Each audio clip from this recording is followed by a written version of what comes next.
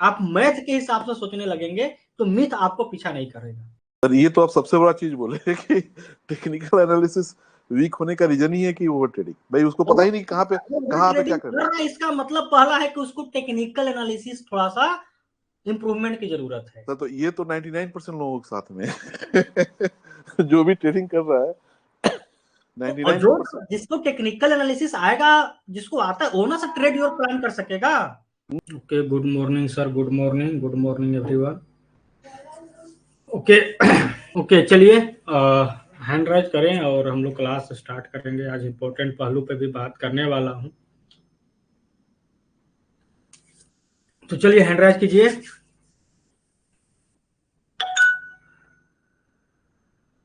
Yes Abhishek ji बताएं। Yes sir, good morning sir. हाँ, good morning, बताएं। आवाज आ रही है सर? बिल्कुल आ रही है, बताइए। अच्छा, नहीं मेरे यहाँ वीडियो जो है थोड़ा फंस गया है, मतलब आपका जो वीडियो है। हाँ अभी ठीक है वीडियो, बस बढ़िया है सर, चल रहा है। तो ये था कि आपका जो है ना, आपका तरीका तो बहुत ही बढ़िया है। बिल्कुल, अभी चलिए मैं बात करूंगा ना आज। बहुत सारे मुझे जो व्हाट्सएप पे बातें आती है, तो मैं आज उस पर बात करूंगा और चीज़ों को सामने रखने की कोशिश करूंगा। तो आई होप कि सारे लोग उसको समझेंगे और उस पर चिंतन कीजिएगा, विवेचना कीजिएगा, तभी इम्प्रूवमेंट होती है। तो सबसे पहली बात हम लोग आज बात करेंगे कि 5 ऐसे मिस्टेक्स जो कि एक ट्रेडर्स, एक बिगनर्स, जो एक इंटरमीडिएट लेवल पे हैं या जो नए आ रहे हैं ट्रेडिंग को देख के, तो वो क्या गलतियां कर रहे हैं उसके बारे में हम लोग सीखेंगे। ओके, तो आज इस पे चर्चा करेंगे ताकि वो गलतियां से हम लोग सीखें, और वो गलतियां पे बात तो करेंगे, साथ में ये भी बात करेंगे इसका सॉल्यूशन क्या है। राइट, क्योंकि आप सीख लेते हैं आगे बढ़ने में ना, इन सारी चीजें शायद बहुत सारे लोगों को दिक्कत कर रही है, तो इसलिए मैंने चाहा कि थोड़ा सा इस पे एक बार फोकस कर दी जाए। क्योंकि ये क्लास कॉमन क्लास होती है, तो यहाँ पे मैं इसको रखना चाहूंगा। तो चलिए सबसे पहले मैं स्क्रीन शेयर कर दूं, और 5 ऐसे मिस्टेक्स जो कि एक ट्रेडर करता है जिसके कारण कि वो मार्केट में लूजर है। तो अगर आप ध्यान से देखेंगे तो 5 ऐसे कौन से मिस्टेक्स है, तो सबसे जो ऊपर में रखना चाहूंगा, नंबर 1 पे है, वो है लेक ऑफ पेशेंस। पेशेंस के कारण जो लोग हैं वो क्या कर रहे हैं, लूजर बने हुए हैं।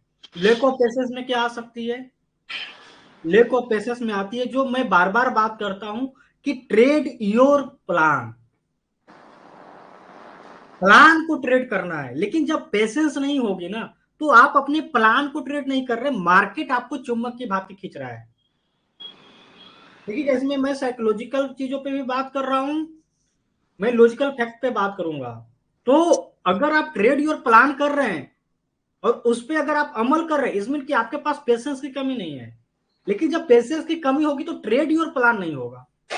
तो एक चीज और निकल के आएगी, वो है आपका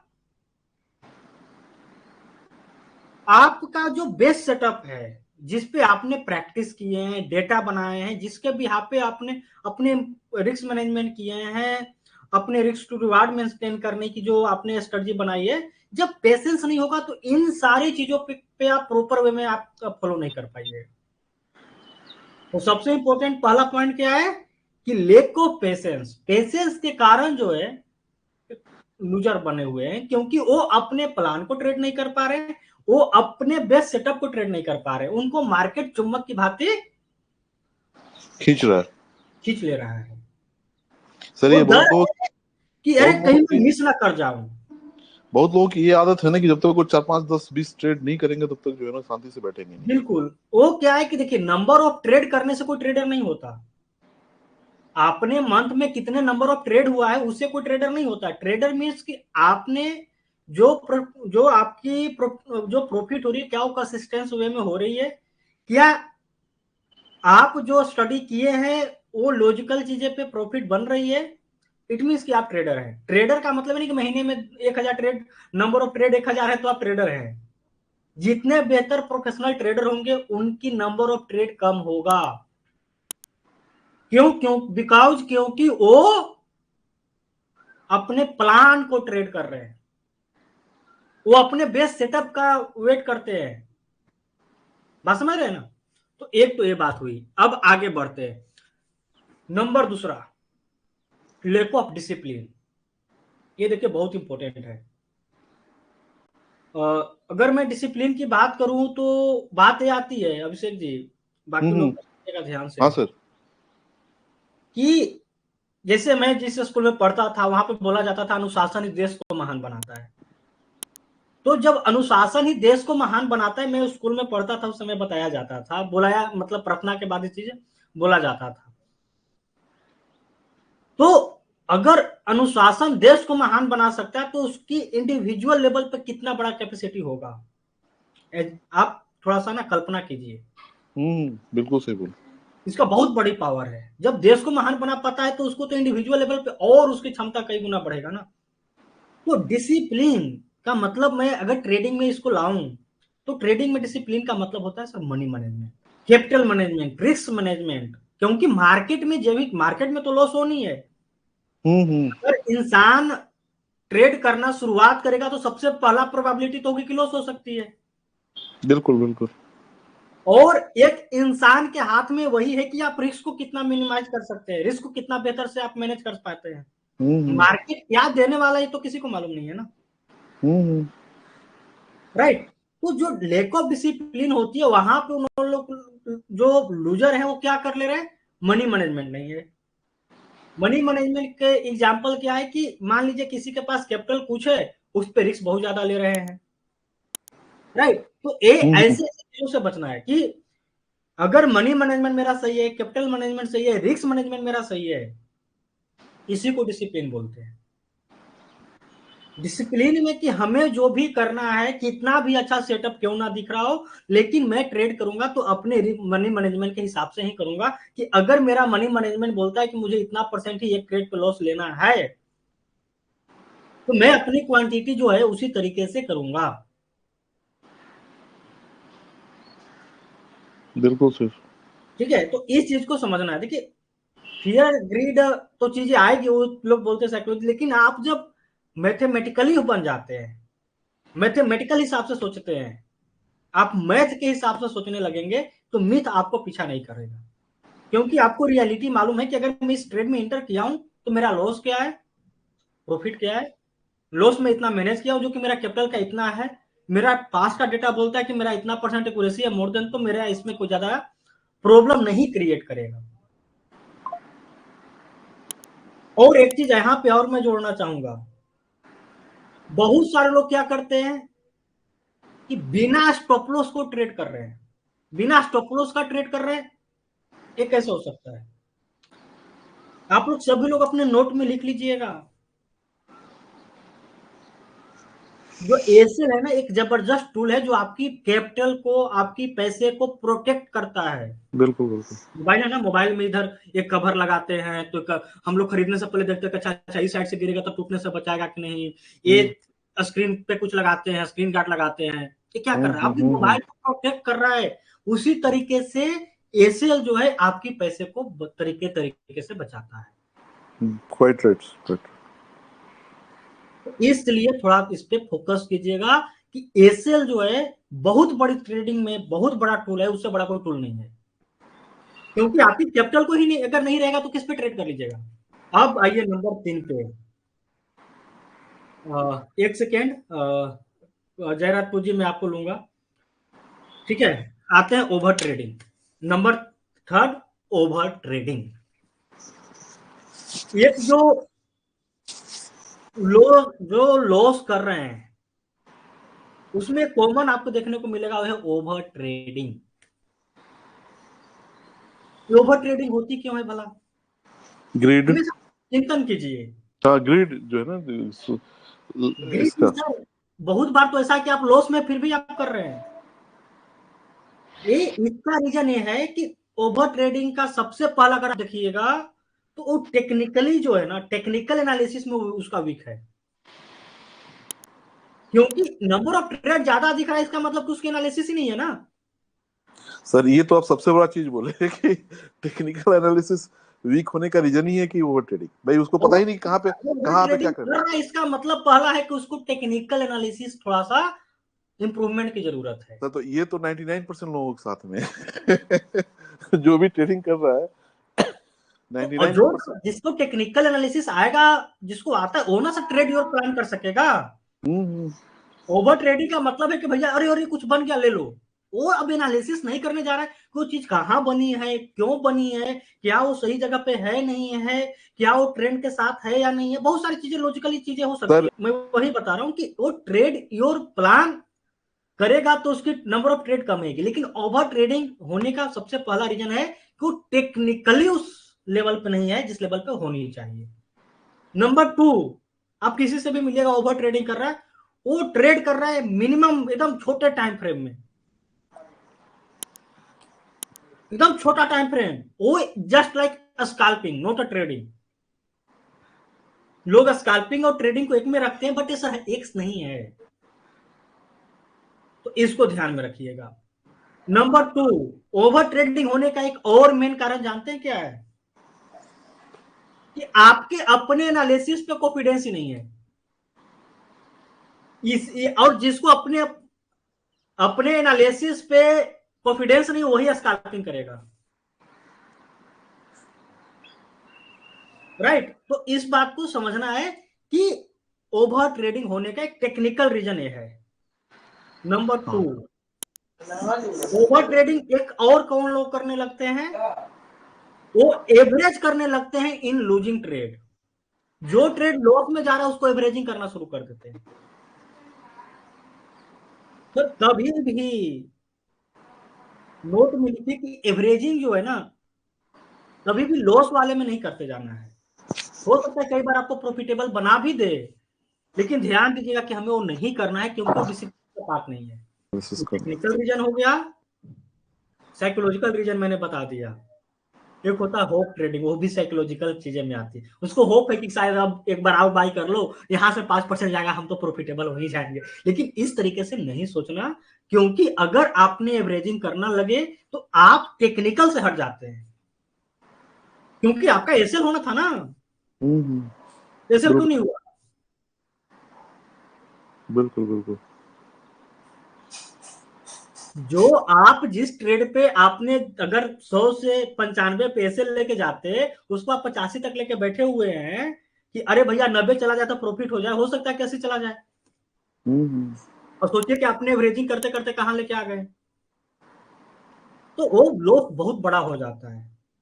तो इससे थोड़ा सा ध्यान देना है कि कभी भी लूजिंग ट्रेड में जो है एवरेजिंग से बचे, एसएल लेके निकल जाए। एसएल बहुत बड़ी टूल है, बहुत डिफाइंड टूल है वो, उससे बड़ा बिल्कुल टूल, उससे बड़ा कोई बिल्कुल। इंडिकेटर नहीं, उससे बड़ा कोई टूल नहीं है, उससे बड़ा कोई दोस्त नहीं है।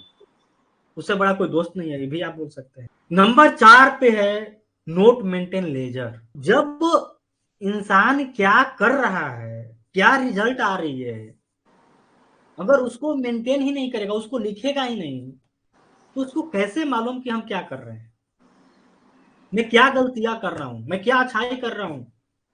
लेजर है एक आपका जबरदस्त मेंटर है। मैं मानता हूं कि लेजर जो है एक जबरदस्त मेंटर है। अगर आप मेरे एक सक्सेसफुल स्टूडेंट से मिलिएगा जिनका एक पॉडकास्ट चैनल पे हुआ था, उन्होंने उस चीज को बोला था वहां पे। आशीष जी। आशीष जी, देखिए आपने नाम जानते हैं।